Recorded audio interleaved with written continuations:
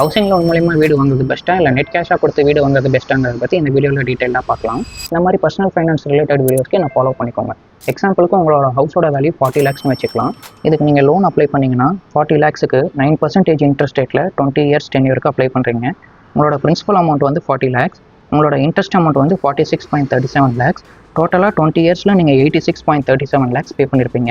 இந்த ஒரு சினாரியை வச்சு பார்க்கும்போது நம்ம நெட் கேஷாக கொடுத்து வாங்கியிருந்தா அந்த 46.37 lakhs சேவ் பண்ணியிருக்கலாம்னு நினச்சிருப்பீங்க. ஆனால் அங்கே தான் நீங்கள் பிக்கெஸ்ட் மிஸ்டேக் பண்ணுறீங்க. நீங்கள் அந்த 46.37 lakhs சேவ் பண்ணுறேன்னு நினச்சி கிட்டத்தட்ட 1.5 கோடியை லூஸ் பண்ணியிருப்பீங்க. Let me explain.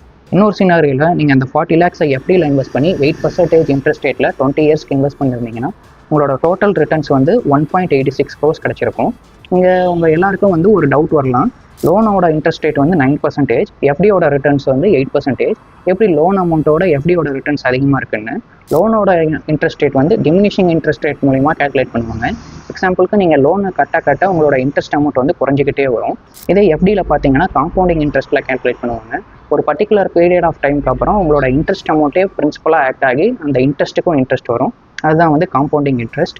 நீங்கள் எஃப்டியில் அந்த 40 lakhs இன்வெஸ்ட் பண்ணி ஹவுசிங் லோன் மூலிமா வீடு வாங்கியிருந்தீங்கன்னா உங்களுக்கு எஃப்டியில் இருந்து மட்டும் 1.86 crores ரிட்டர்ன்ஸ் கிடச்சிருக்கும். நீங்கள் லோனுக்கு பே பண்ண அமௌண்ட் வந்து 86.37 lakhs பே பண்ணியிருப்பீங்க.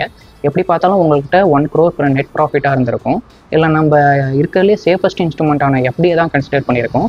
லாங் டேர்முக்கு ஈக்விட்டி மியூச்சுவல் ஃபண்ட்ஸ் ஆவரேஜாக 12% ரிட்டர்ன் கொடுக்குங்கிறது தெரியும். அப்படி நம்ம 12% ரிட்டர்ன்ஸ் கிடைச்சிருந்தா நம்மளுக்கு இதுக்கும் மேலே நல்ல ரிட்டர்ன்ஸே கிடைச்சிருக்கும். ஏர்ன் பண்ணுறதுக்காக நம்ம லைஃப் ஃபுல்லாக செலவு பண்ணுறோம். அதை சேவ் பண்ணுறதுக்காக டெய்லி 10 to 15 minutes செலவு பண்ணுறதுல எந்த மிஸ்டேக்கும் இல்லை. லோன் வாங்காமல் இருந்தால் தான் நம்ம எல்லாருமே டெவலப் ஆக முடியும்னா நம்மளை சுற்றி இருக்கிற எந்த பெரிய கம்பெனியும் இந்த அளவுக்கு வளர்ந்துருக்காது. தேவையான விஷயத்துக்கு லோன் வாங்குங்க, தேவையில்லாத விஷயத்துக்கு லோன் வாங்காதீங்க. Rich gets richer, poor gets poor. Thank you.